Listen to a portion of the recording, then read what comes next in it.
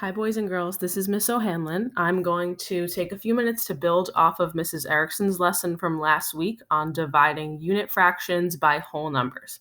So we have a word problem here. Baker Billy has 1/3 of a chocolate cake left. Let me get my pen. He has 1/3 of a chocolate cake. 3 customers want to split what's left of the cake. What fraction of the whole cake will each customer get? So first thing I want to do is divide my cake into thirds. And I want to show the 1/3 of the cake that we have left. So I'm going to shade that. This is what we have right here. And I want to label that 1/3. Now, we're splitting what's left of the cake between 3 customers. So I'm going to divide it into thirds like this. And I will do the same to all of my other sections or all my other thirds of the cake. Now, what fraction of the whole cake will each customer get? Remember, there are 3 customers. So we could say maybe this piece is for the first customer, this one's for the second customer, this one's for the third customer.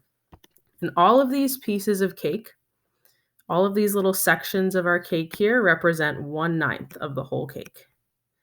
We have 9 equal sized pieces.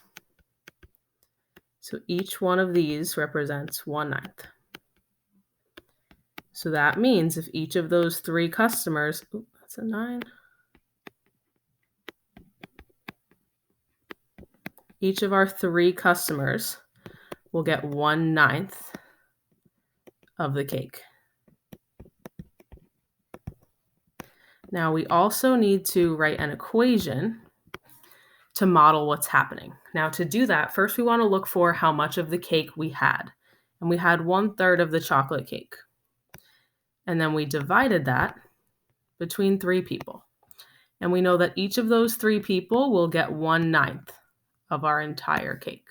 So 1/3 divided by 3 equals 1/9, and that is the equation that matches what's happening in our picture up on the top.